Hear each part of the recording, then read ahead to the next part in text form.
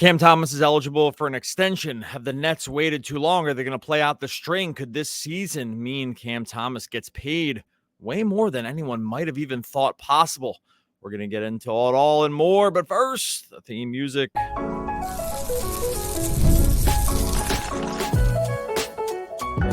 You are Locked On Nets, your daily Brooklyn Nets podcast. Part of the Locked On Podcast Network, your team every day. All right, welcome back to the Locked On Nets podcast on the Locked On Podcast Network. It's your team, the Brooklyn Nets, every single day. I am Doug Norrie, the owner-operator, DFSR.com. If you need projections for FanDuel, DraftKings, NFL, NBA, when it comes around, it's all there for you. DFSR.com. Grab a free trial. You won't be sorry. No Adam Armbrecht on the show today, dealing with some stuff over there with the family, just taking a well-deserved day off. Thank you for making Locked On Nets your first listen of the day, free and available on all those great platforms, everywhere you listen to podcasts, YouTube as well. It's all free. Make sure Locked On Nets is your first listen every single. Talk about today as we roll through the off season, heading into a season for the Nets that obviously is going to be much different than what we've seen in years past. Although this year at least, with a more definitive goal in the end game, even though that end game is going to play out possibly 2, 3, or even more than that, 40 plus years from now. We'll see how it ends up going. But wanted to talk today real quick about Cam Thomas, mentioned in the open about, where he sits with an extension going on into this season and what this kind of like season means for the Brooklyn Nets and Cam Thomas going forward. And it's just like, over the last 3 years specifically, it's been such an interesting concept or talking point when it comes to Cam Thomas. It's just sort of where we land, where the greater Nets landscape lands, where the greater NBA sort of just universe lands when it comes to Cam Thomas, who remains a really, I think, like sort of polarizing player, divisive. I think that's the wrong word because I don't think there's like too many huge arguments going around. But I mean, from what we've observed being in this world for a long time, is that the Cam Thomas discussion basically comes down to either there's like three types of Cam Thomas people. There's the Cam Thomas people that believe he is just a superstar, right? Like he's right now just a superstar. There are the people that think that he is just sort of like an empty stats, bad team, empty stats, high volume guy. So it's sort of like the other end of the spectrum. And then there's the third version that just like doesn't think about him at all. So right then you could probably say that about everyone. It just like kind of falls in the middle and doesn't really care. So, but it's interesting going into this year with where Cam Thomas is concerned, because the Nets are entering a new version of the team. And Cam Thomas is poised now to take on basically all the team's scoring. And yet he sits here, obviously, recording this on September 11th. He sits here without a contract heading into this season. He's going to be a restricted free agent going into next year. And there's question marks around like what an extension, if there's one possible, or what it would look like to re-sign Cam Thomas going forward. And I think that's going to be a situation, or I know it feels like it's going to be a situation that we probably talk about a lot of this year, because, as guys play out of their rookie contracts and it comes up where it's time to actually get paid, there's a decision-making sort of like point on the part of the team where they have to decide, hey, are we in this for the long haul? Does the guy deserve to get paid a lot of money? Is like, what does the contract look like? What does the open market look like for our guys? Or what does the open market look like for a guy like Cam Thomas? And what makes the most sense for our short-term and long-term prospects when it comes to bringing guys back into the fold at much higher numbers than they originally made, obviously on the rookie scale, especially when a guy like Cam Thomas with a draft slot like his. And that's going to be a talking point this year. On the recent Low Post podcast, Zach Lowe had Bobby Marks on. They talked a ton about extensions. They talked a ton about just contracts and stuff going into the year. And when it came to rookie extensions and when it came to just sort of like question marks around teams in the league, they started that section with Cam Thomas, right? Like Bobby Marks brought up Cam Thomas first to say that the Nets are in an interesting spot here with him going into the year, because since he's not on a contract right now and there is no long-term number in place, because of that, which like maybe wouldn't be a huge deal, except that now heading into this season with the role that Cam Thomas is going to have, where he's going to score presumably a ton, And then those numbers are going to look probably fantastic just on a raw points, like sort of just from a raw points perspective. What does it, are the Nets putting themselves, or have the Nets put themselves into a bad place when it comes to his contract? Because if they want to go to the negotiating table with him and say, hey, we want to bring you back long term on, a multi-year deal. If you're a guy who, like Cam Thomas, who could be up among the league leaders in scoring, we talked about this recently, and Bobby Mark said he might lead the league in scoring. I mean, that might be an overstatement, but maybe not really.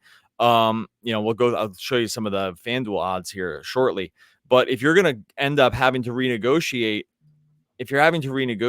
where a guy's contract is going to be, and then their agent is going to just go and point to, hey, look at the scoring, and then look at the guys, look at the other players who are on this list in terms of scoring. Well, that's a tough negotiating standpoint from the team perspective, even though they might say, well, hey, situation's different, right? Like we're in rebuild mode. We didn't have a lot of other offensive options, like whatever it ends up being. It makes for a very interesting, for an interesting contract negotiation, because like who's right and who's wrong? Well, it's like a little hard to tell. And to some degree, you might say, well, I mean, how much are we going to really learn about Cam Thomas this year? I think we will learn a lot, but will it be within the context that you really want to really understand a player? That might be hard too, right? Like we already know the things he can do really, really well. We already know the things he can do at a very elite level. We already know what parts of his game that probably need to be boosted up a little bit or improved. Talked about this at length, go into this more in a second, but from a negotiating sort of standpoint, when these two sides are looking at each other and saying, what's the real number around what an extension looks like and what's the open market? That's a really hard question. It's super tough. And you're going to be able to see it from both sides around how they view the situation. And you could be looking at a thing where it's like both sides are right. Right? Like the Cam Thomas side could end up saying at the mid-season or partway through the year, near the end of the year, hey, look, this guy's among the league leaders in scoring. What's a guy like that what should a guy like that get paid? The number's a lot, right? And the Nets might say, well, okay, that's fair, but that we gave him free reign over an offense, and no other team in the world would in this current situations would allow him to do that. So it was like sort of a byproduct of the team being where it was, which might also be a fair assessment. And so they're going to end up maybe staring at each other when it comes to this extension, and maybe that's just where you find the middle ground. Maybe that's just where like the number ends up landing, but it is going to open up, I think, some very interesting discussion around like sort of what ends up happening here going forward. Want to get into more about Cam Thomas. Going to show you where he stands in terms of just like overall odds when it comes to possible scoring leaders. We will talk about that here in a second. First, I'm going to tell you about our friends over at Game Time. Look, if you're trying to buy tickets right now, sporting event, concert, comedy, series, theater, got to go to Game Time. Game Time Picks is making tickets, getting tickets for your favorite live events so much easier. It's going to filter out the fluff, show you only incredible deals on great seats. You don't have to waste time researching over thousands of tickets. You can get 50% off, like different stuff that's going on there every single day. That's what Game Time just makes it so easy. They're going to let you see what you're going to see right when you sit down in your seat. They're going to have those flash deals. They're going to have the zone deals. They're going to curate stuff to make sure that you're getting the stuff that the tickets you actually want to see in your area. They got Mets tickets heading into the end of the season. They got Yankees tickets heading into the season. They're going to have Nets stuff when the NBA comes back around. They have the lowest price guarantee, event cancellation protection, job loss protection, so much more. Look, download the Game Time app, create an account, and use the code LOCKEDONNBA. You're going to get $20 off your first purchase. Terms apply. Again, create an account, redeem the code LOCKEDONNBA for $20 off. Download Game Time today. What time is it? Game time. All right, so I mentioned before about like sort of where Cam Thomas. Okay, before I get into the scoring, where the leaders, just as a note, like some numbers that have been thrown around here for Cam Thomas extension, what it could look like, right? So we had Yossi Goslin on earlier in the season talking about cap stuff. He had mentioned somewhere in like the north of $20 million range annually for Cam Thomas going forward as an extension. He used sort of microwave scoring types as his comp. I think that was probably underselling the Cam Thomas skill set a bit. Though, again, when other teams are looking at it, they might, if you put him on some of these other, playoff teams, maybe they see that as actually the comp. So I'm not like exactly sure. Again, like he used like the Jordan Clarksons, Norman Powell's of the world. I think that's again like underselling it for sure, but I'm not so clear about how much higher I would go. And again, I'm trying to reframe this into how I think NBA teams actually see this too. Like I'm not just saying like my own opinion here. But how would other NBA teams enter a negotiation like this if he was on their team with considerably more talent than the Nets have? It's a very interesting just sort of question. When it came to the Bobby Marks, Zach Lowe conversation, they kind of had numbers sort of in and around there. Also talking about like the timing. Does it make sense to do this now? Does it make sense to do it in season or wait till after the season? It seemed to be that they both thought that it was going to end up, I believe, waiting, right? Like that it was just that doing it now wasn't going to be something that the Nets were all that interested in doing. And really when it comes to negotiating at that point, like, the team can just decide sort of like where they're going to end up going. But again, that could put the Nets in a somewhat tricky spot. We do know that Cam Thomas is a fan favorite player. I mean, there's a contingent of fans among the Nets group that really, really love him, right? Like I know this because anytime we say anything about Cam Thomas, there's just a group out there that just absolutely want, especially if you say anything that's sort of negative, there's a group out there that will absolutely hammer you for it. So I know that there's a bunch of Cam Thomas fans out there. And that's probably going to grow this season too. Like if he gets out there and scores at the rate that even like, Vegas, FanDuel at least was putting him out there in terms of like the cohort of players that he's in and among when it comes to scoring. I mean, we're going to be talking elite numbers. If you take a look here, if you're on YouTube, you can see what I'm talking about here. If not, it's basically just a breakdown of the scoring to lead the league in scoring odds over from FanDuel, and that Cam Thomas's number has actually climbed here in the short term. So the list of guys that could lead the league in scoring right now that you can place a wager on, it starts with Luka. Then these are the best players in the league, right? Pretty much. It's Luka, it's Joel Embiid, it's SGA, it's Giannis. You get Trae Young in there, which kind of makes sense. No DeJounte Murray, like he's going to be sort of like, Cam Thomas-esque, or Cam Thomas will be like him in terms of just like probably just putting up a ton of shots now that team is, 100% centered around him. You got Jalen Brunson, Anthony Edwards, Donovan Mitchell, Ja, and then Cam Thomas with Tatum, Jokic, and KD and Booker behind him. I mean, that's some of the best players in all of basketball, right? And Cam Thomas is right there, plus 6,000 to lead the league in scoring. Long shot for sure, but the names that are on this list, if you can see it, like this is all NBA, like, right? Like this is the all NBA. These are the MVPs. Like this is pretty much the top of the mountain when it comes to guys who can actually score. And if you're going to be on that list, and by all accounts, like Cam Thomas is just going to be in that list, short of injury, he's just going to take a gajillion shots in this offense. Like who else is going to take them? We've gone through this multiple times in episodes in recent weeks and months. It's that when you look at this Nets roster, when you look at who's actually on it, when you look at who has actually the ability to score at the NBA level, when you look at players who can actually put the ball in the basket, guys who can get to the free throw line, guys who can get their own shot, it's just Cam Thomas. Like, it's basically it. Like, Dennis Schroeder's going to be able to run pick and roll. Maybe Cam Johnson gets some open threes. Nick Claxton needs a guard to get him the ball, right? Like, Noah Clowney is too young, right? Ben Simmons, who even knows what we're going to get there? Like, who else is on this team that's going to get their own shot and score? This is it. Like, he's the guy. And so it's totally reasonable to think and believe and know that that Cam Thomas is going to take easily like the highest usage on this team. Usage easily in the 30s.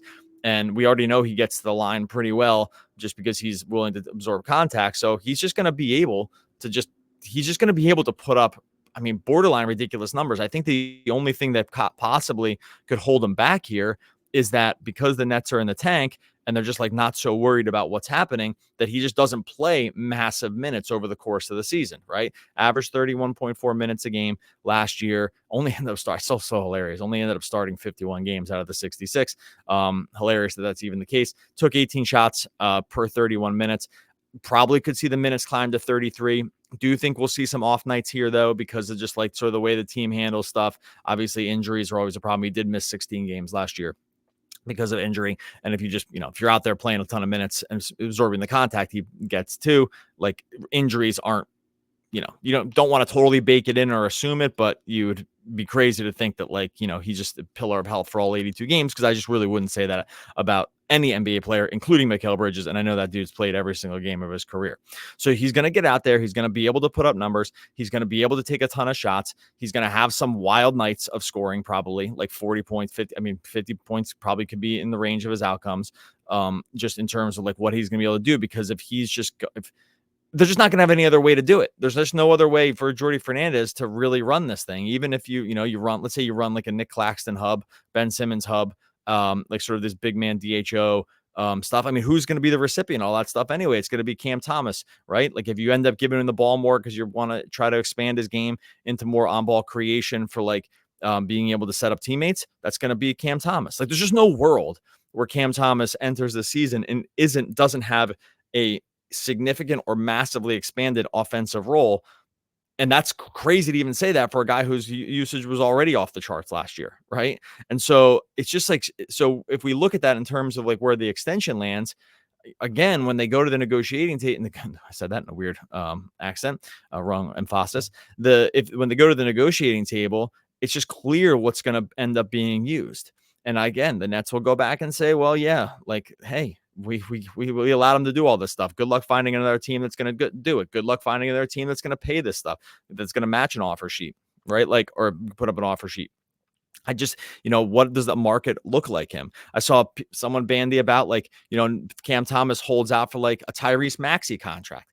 I mean, $35 million a year this year, 46 in 5 years from now. Like, do you think the Nets are going to, even with the cap space, go to $46 million 5 years from now on a Cam Thomas contract? And I'm putting the Maxey contract in because I'm not even the one that making that comp. I've seen that comp floated out there as like, a team that waited to do the extension. A team that waited to do the extension, and then he obviously just got so much better, and then they ended up paying him the full bag, and I think the Sixers were happy to do it. So, but I mean, is Cam Thomas Tyrese Maxey? Maybe, right? Like maybe he is. Maybe we go through this season, and the Nets are like, oh, we should have actually just sucked this up and given him an early extension. Maybe come to agreement on the middle number. Because now we're just going 35 million, 36 million, 37 million. Like, is that realistic? It's like, it's really hard for me to believe that would be the number that comes out in the wash. But is it like moderately realistic? Oh, brother. I mean, I don't know. Like 46 million 5 years from now in this kind of like quasi max contract. It's not a max contract, but like, pushing up there in terms of like what the full number that you can get on these things is.